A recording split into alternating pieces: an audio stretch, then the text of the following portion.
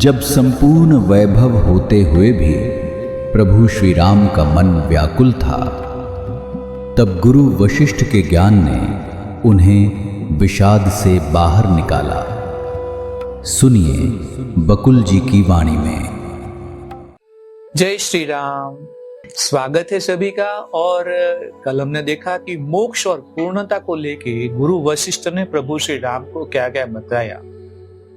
आज 1 मई है। आज देखते हैं आगे क्या होता है। श्लोक है, अहमर्थो परिज्ञातः परमार्थांबरे मलम परिज्ञातो हमर्थस्तु परमात्यांबरम भवेत्।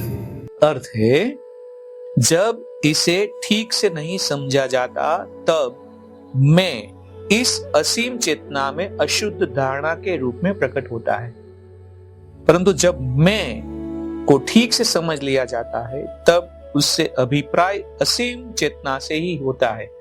मैं और मैं के बीच में जो अंतर है वो समझाया जा रहा है।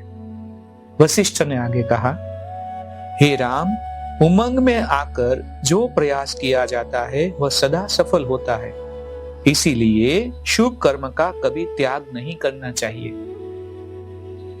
अंतिम परिणाम के महत्व को तौलना चाहिए। आपको निश्चित रूप से ज्ञात होगा कि आत्मज्ञान ही पूर्ण रूप से दुख और सुख को विनम्र करने में समर्थ होता है।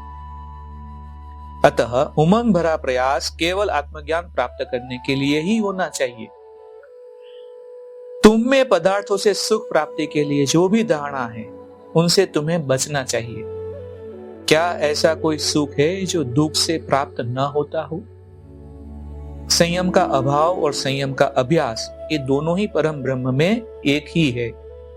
इन दोनों में वास्तविक भेद नहीं है, परंतु संयम का अभ्यास करने पर अत्यधिक प्रसन्नता मिलेगी जो अत्यंत शुभ भी होगी। इसीलिए आत्म संयम का अभ्यास करो और अहम भाव को छोड़ो। इस प्रकार हजारों ढंग से मैंने इस दृश्य संसार की मौलिक अवास्तविकता का वर्णन किया है। यह और कुछ नहीं, चेतना के शुद्ध स्वरूप का ही वर्णन है।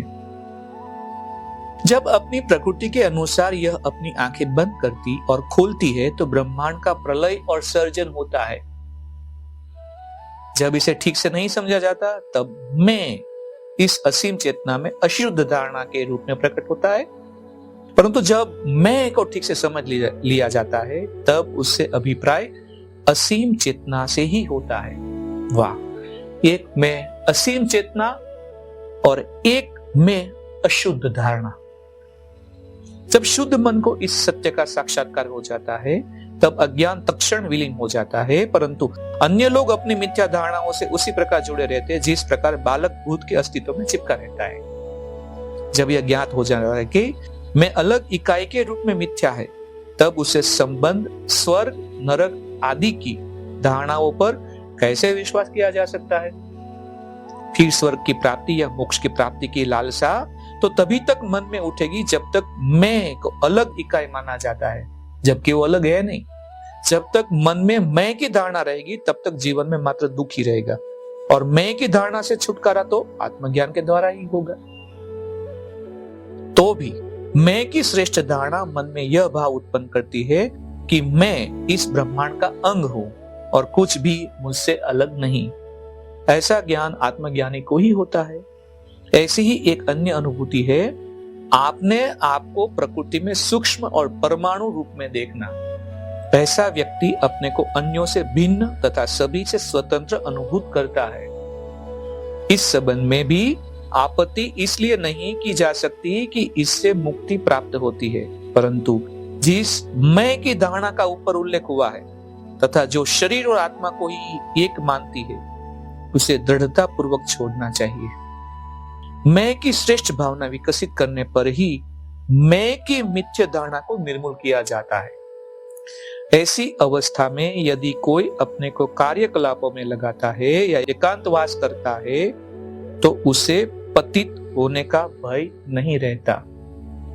एक मैं और एक मैं की बीच में जो भेद रेखा है वो आज के मणिके में समझाया है। समझ में अगर थोड़ा आपको विलंबित होता है तो 2-3 बार इस वीडियो को देखिएगा। आज यहाँ पे विराम लेते हैं, कल देखते क्या होता है। तब तक के लिए जय श्री राम। इस ज्ञान यात्रा में हमारे साथ बने रहने के लिए चैनल को सब्सक्राइब करें और बेल आइकॉन दबाएं।